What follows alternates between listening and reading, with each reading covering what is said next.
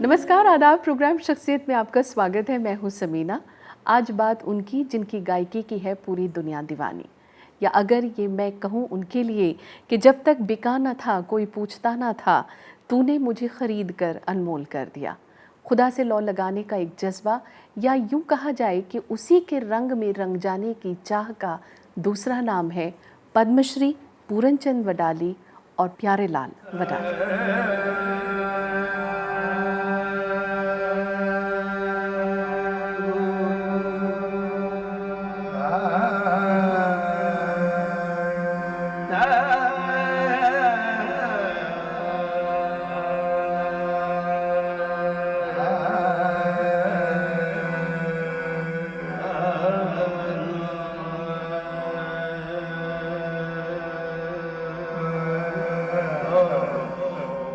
आवाज का सहरज़दा अंदाज, पंजाब का खालिस रंग।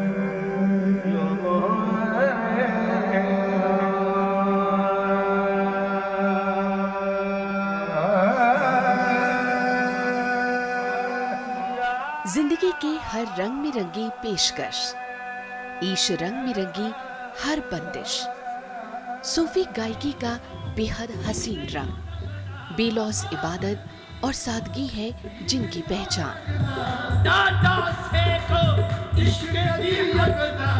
पूरनचंद वडाली, प्यारेलाल वडाली, यानी वडाली ब्रदर्स।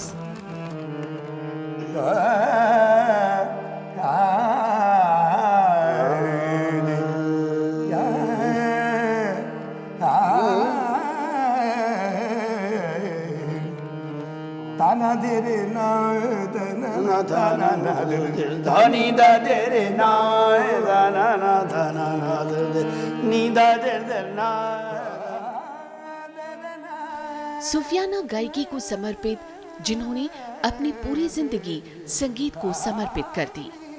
शुरुआत में पूरनचंद वडाली को शौक रहा अखाड़े जाने का, तो प्यारेलाल वडाली को थिएटर का। लेकिन पिता ठाकुरदास ने पूरनचंद वडाली को गीत संगीत की तरफ माइल किया। संगीत की बाकायदा तालीम पंडित दुर्गादास और उस्ताद बड़े गुलाम अली खां साहब से हासिल करने का मौका मिला, और इसके बाद अपनी काबिलियत और किस्मत के बीच संघर्ष का एक लंबा दौर भी देखा, लेकिन हिम्मत कभी नहीं हारी।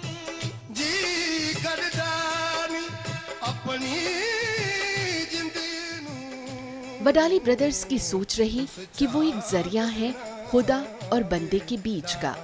यही वजह है कि उनकी गायकी में रूहानी रंग सुनने वाले को उस रोशनी के करीब तर ले जाता है जिसे खुदा का नूर कहते हैं। उनकी गायकी के रंग से बॉलीवुड भी अछूता ना रहा। एक से बढ़कर एक गीत बॉलीवुड को रंग गए वडाली ब्रदर्स के रंग में।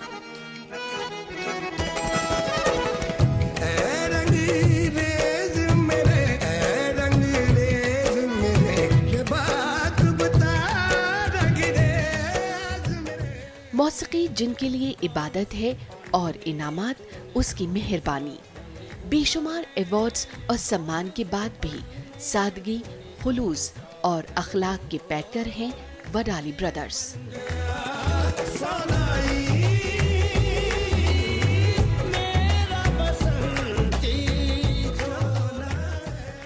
बहुत बहुत स्वागत आप दोनों का प्रोग्राम शख्सियत में। अब बहुत अच्छा लग रहा है। कैसा लग रहा है आपका दिल्ली इस बार आना? बहुत बढ़िया, बहुत बढ़िया। तो आप दोनों से इस प्रोग्राम की शुरू में सिर्फ हम यही कहना चाहेंगे कि क्यों ना अपने इस प्रोग्राम की शुरुआत बहुत ही पाक और सूफियाना रंग से करें।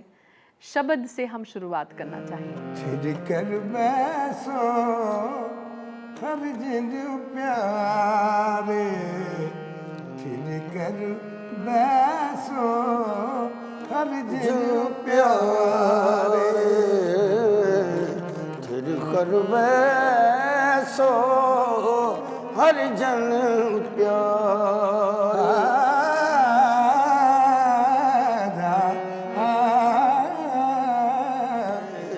सतगुरु तुम्हारे काज सवारे जी, सतगुरु तुम्हारे काज सवारे सतगुरु तुम्हारे काज सवारे छिर कर बैसो हर जिन प्यारे छिर कर बैसो हर जिन प्यारे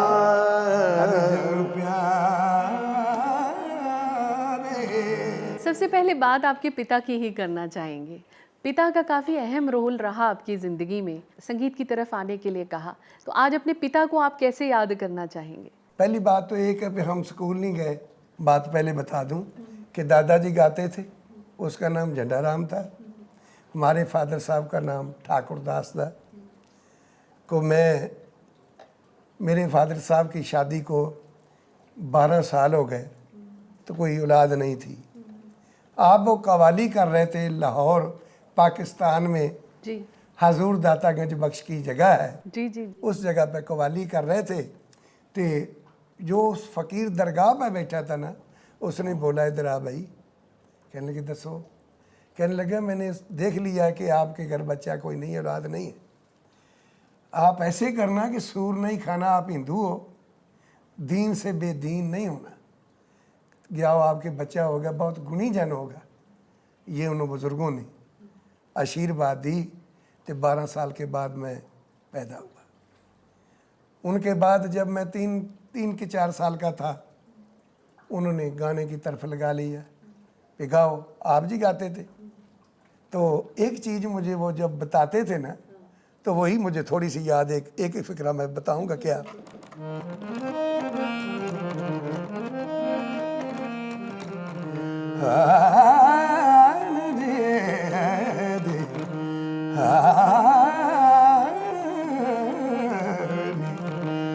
कैसे जाऊं पी जाओगे पास रे, कैसे जाऊं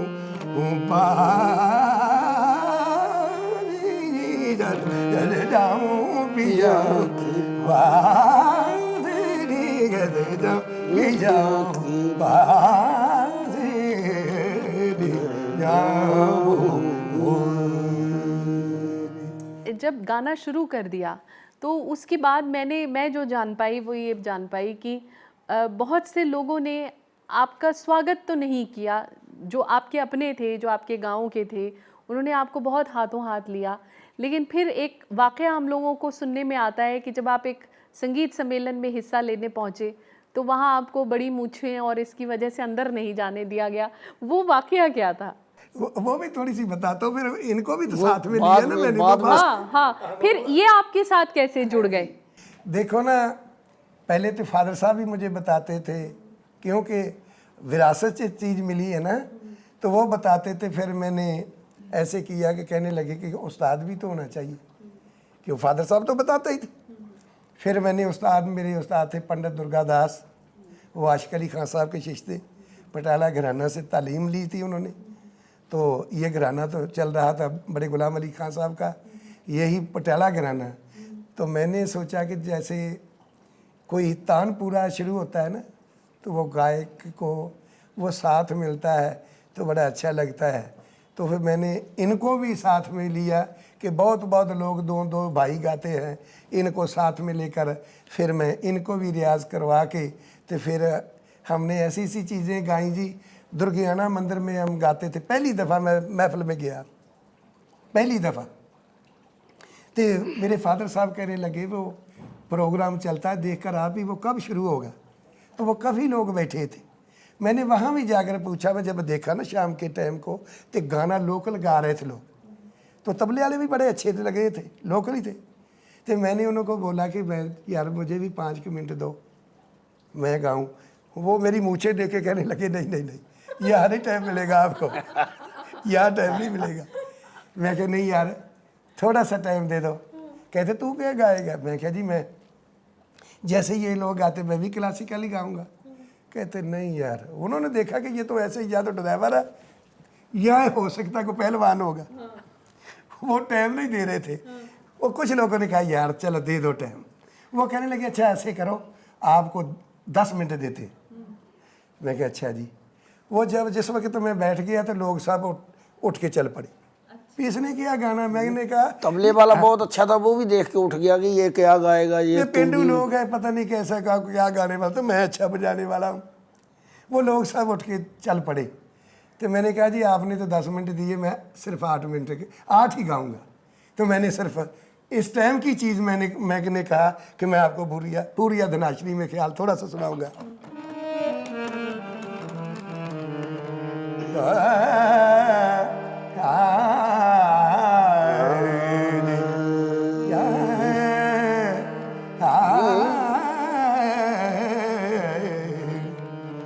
ताना दे रे ना ताना ना धनी दा दे रे ना दाना ना धाना ना दे नी दा दे दे ना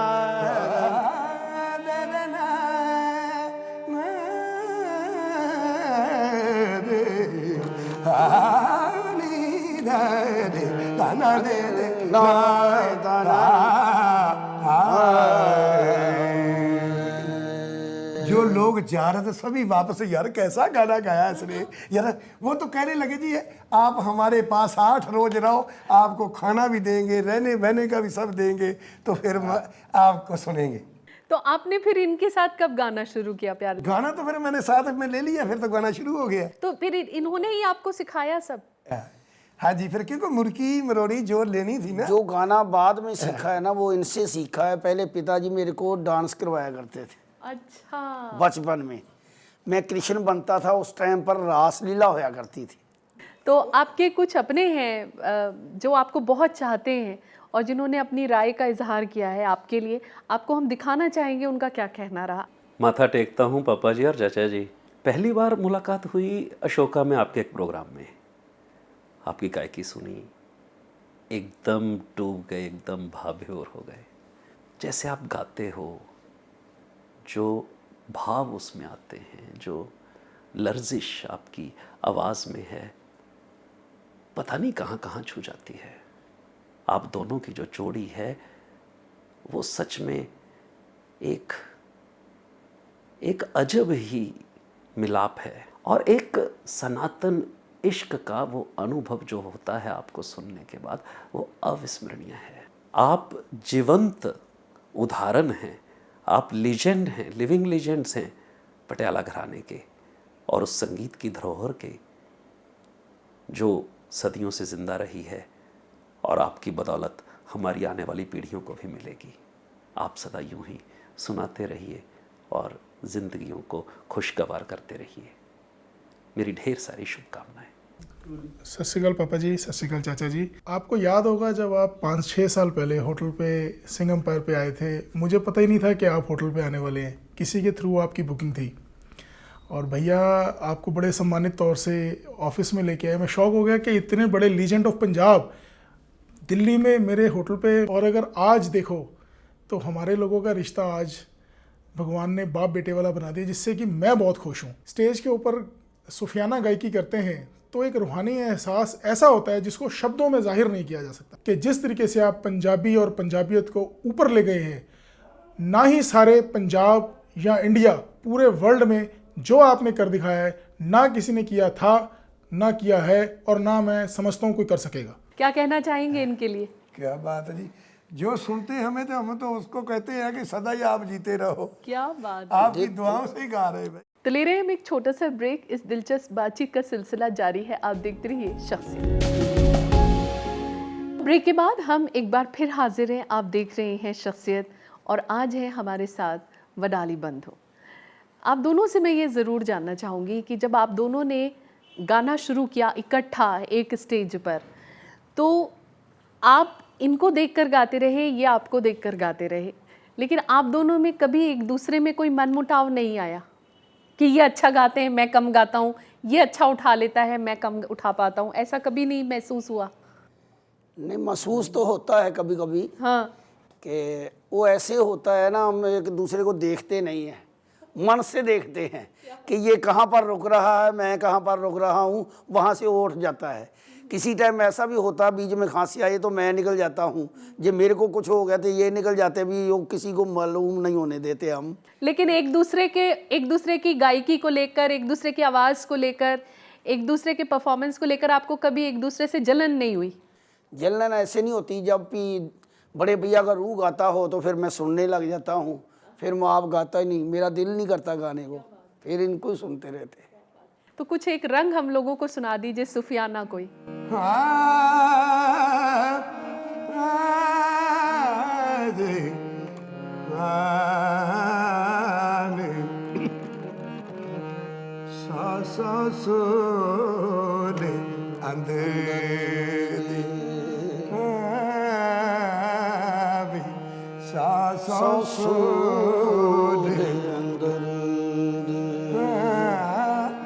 इश्क अनोखड़ी पीरियो सा सा सूरे अंदर दे सा सा सूरे अंदर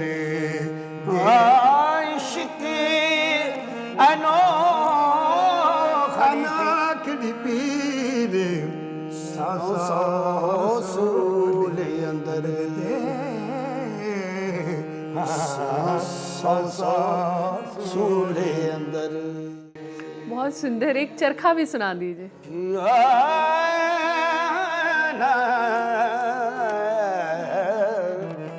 तू माने या ना माने दिलदार, असां ते तैनू रब मन्निया। माने या ना होए तू तू तू माने या ना माने दिलदारा असां ते तैनू रब मन्निया। तू माने या ना माने दिलदारा, असां ते तैनू रब मन्निया।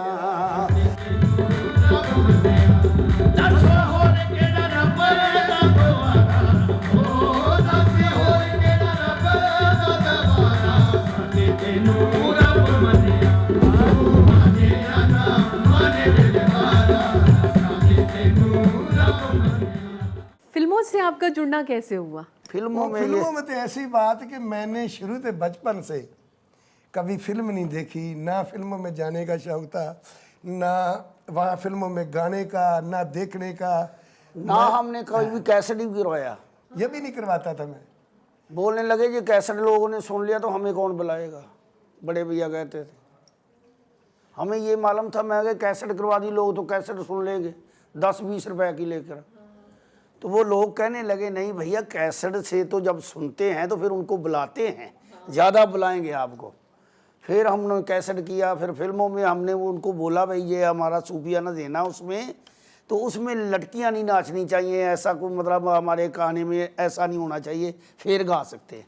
तनु वेट्स मनु से जुड़े आप, कैसा अनुभव रहा वहाँ का?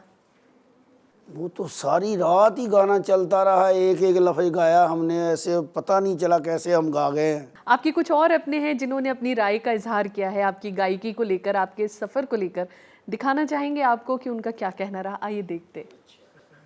मुझे याद आ रहा है जब मैंने एक बार घर में बैठे थे, मैंने पूछा था पापा जी ये सूफ़ी इश्क है क्या? पापा जी बोले पुत्र ਜਦੋਂ ਆਪਾਂ ਦੂਸਰੇ 'ਚ ਤੇ ਦੂਜਾ ਆਪੇ 'ਚ ਦਿਖਣ ਲੱਗ ਜੇ ਤੇ तेरे मेरे ਦਾ कोई फ़र्क ना रहे, बस यही सूफ़ी इश्क है। उसी टाइम से मेरा सूफ़ी संगीत से प्यार और सूफ़ी सफ़र शुरू हो गया और आज भी जारी है।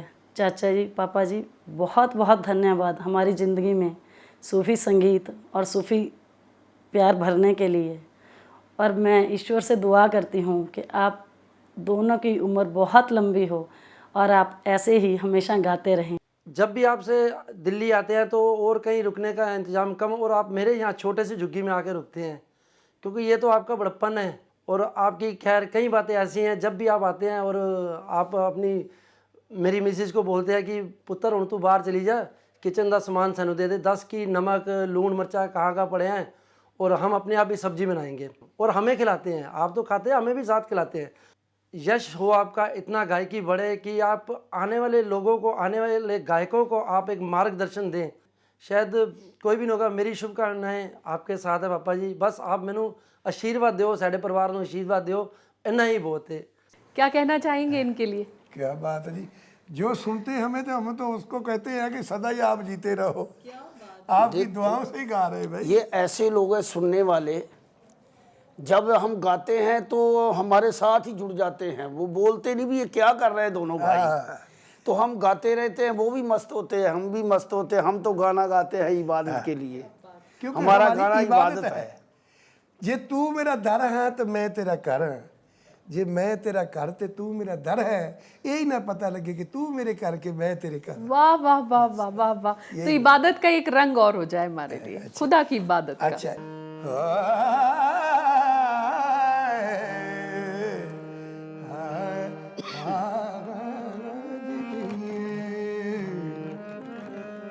माया तेरे वेखण नूं, वे माया तेरे ਵੇਖਣ ਨੂੰ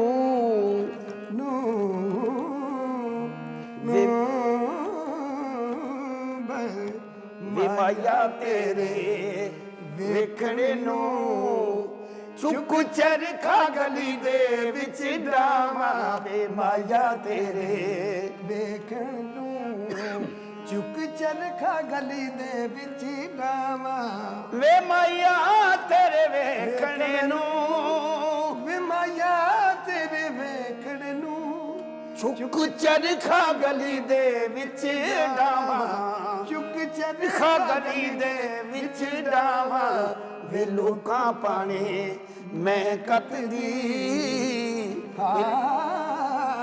ਵੇ ਲੋਕਾਂ ਪਾਣੇ ਮੈਂ ਕੱਤਦੀ, ਤੰਦ ਤੇਰੀਆਂ ਯਾਦਾਂ ਦੇ ਪਾਵਾਂ, ਵੇ ਲੋਕਾਂ ਪਾਣੇ ਮੈਂ ਕੱਤਦੀ, ਤੰਦ ਤੇਰੀਆਂ ਯਾਦਾਂ ਦੇ ਪਾਵਾਂ, ਵੇ ਮਾਇਆ ਤੇਰੇ ਵੇਖਣੇ ਨੂੰ।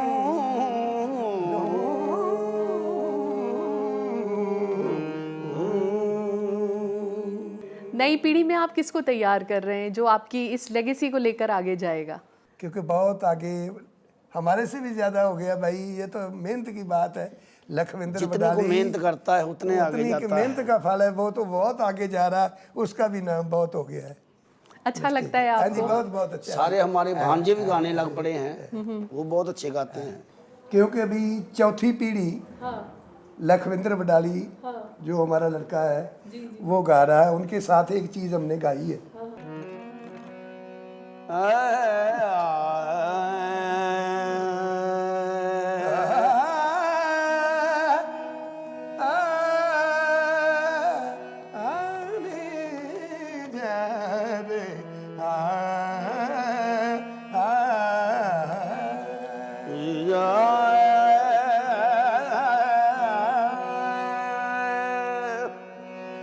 तुझे तकिया तो लगा मुझे ऐसे,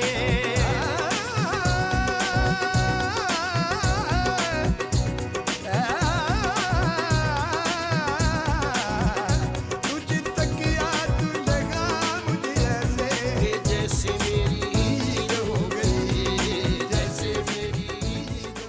तो चलते चलते एक आपकी पसंद का एक फिल्मी गीत जो आपको बहुत पसंद हो वो हमारी ऑडियंस के लिए ज़रूर गुनगुना दीजिए।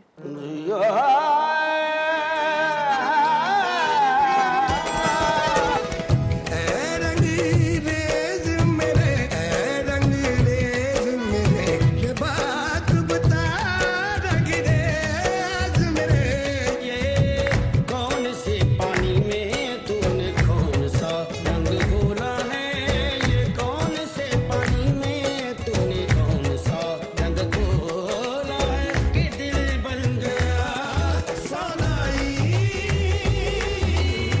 मेरा बसंती चोला है, मेरा बसंती चोला है। अब तुमसे क्या मैं शिकवा करूं, मैंने ही कहा था जिद करके, रंग दे चुनरी पी के रंग में, रंग दे चुनरी पी के रंग में, मैं कपास पे रंग ना रुके, रंग इतना गहरा तेरा कि जानू जिगर तक भी रंग दे, जिगर रंग दे। आप शख्सियत में आए, हम लोगों के लिए इतना वक्त निकाला, आपका बहुत बहुत शुक्रिया। आपका भी बहुत बहुत जी शुक्रिया है। आप इतनी इतनी दूर पहुँचाते हो। अभी ये टीवी ऐसा आ गया है जैसे हमें बुलाया, आप दूर दूर पहुँचाओगे, कोई हमें बुलाएगा। नहीं तो पहले लोग ऐसे थे, टीवी नहीं था तो लोग घरों में ही गाना गाते थे, वहीं ख़त्म हो जाते थे। अब तो ऐसा है, झुग्गियों से निकाल के आपने महलों में पहुँचा दिया है। बहुत शुक्रिया, आप आज हमारे बीच आए। तो शख्सियत में आज फ़िलहाल इतना ही। और खूबसूरत और ताबिंदा सितारों के साथ आपसे होगी जल्द मुलाकात। इजाज़त दीजिए, नमस्कार, आदाब।